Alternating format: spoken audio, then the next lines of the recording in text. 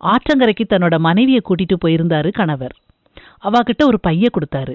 பெரிய பெரிய கற்களை காமிச்சு இந்த பைய அந்த கற்களால நிரப்புன்னு சொன்னாரு. மனைவி நிரப்பி எடுத்துட்டு வந்தா. இதுக்கு மேல நிரப்ப முடியாதுன்னு சொன்னா. கணவர் கீழே கிடந்த கூழாங்கற்கள் சிலவற்றை எடுத்து பையில போட்டு குலுக்குனாரு. கூழாங்கற்கள் பெரிய கற்களுக்கு இடையே இருந்த இடவெளிக்குள்ள இறங்குச்சு. இனிமே அதுக்குள்ள கூழாங்கற்களை போட இடம் இல்ல. இதுக்கு மேல நிரப்ப முடியாதுன்னு மனைவி சொன்னா. கணவர் அங்க இருந்த மணலை அள்ளி பையில போட்டாரு. பைய மேலும் குலுக்குனாரு.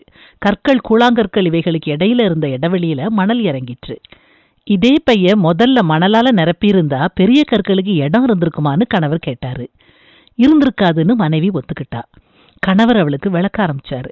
வாழ்க்கையை மேம்படுத்தக்கூடிய அன்பு, கருணை, உடல் நலம், மனநலம் இதெல்லாம் உன்னதமான விஷயங்கள். இதெல்லாம் பெரிய கற்கள் போல. வேலை, வீடு, கார் இதெல்லாம் கூழாங்கற்களுக்கு சமம். கேளிக்கை, வீண் அரட்டை போன்ற அற்ப விஷயங்கள்லாம் இந்த மணல் மாதிரி. முதல்ல நம்ம பெரிய விஷயங்களுக்கு வாழ்க்கையில இடம் கொடுக்கணும். அதுக்கப்புறம் சின்ன சின்ன விஷயங்களுக்கும் இடம் இருக்கும். ஆனா முதல்லயே அற்பமான விஷயங்களுக்கு இடம் கொடுத்தோம்னா முக்கியமான விஷயங்களுக்கு இடம் இருக்காது. எத்தகைய உண்மையான வார்த்தைகள்! நாமும் ஞானமாய் செயல்படுவோம். முதலாவது தேவனுடைய ராஜ்யத்தையும் அவருடைய நீதியையும் தேடுங்கள். அப்பொழுது இவைகளெல்லாம் உங்களுக்கு கூட கொடுக்கப்படும்.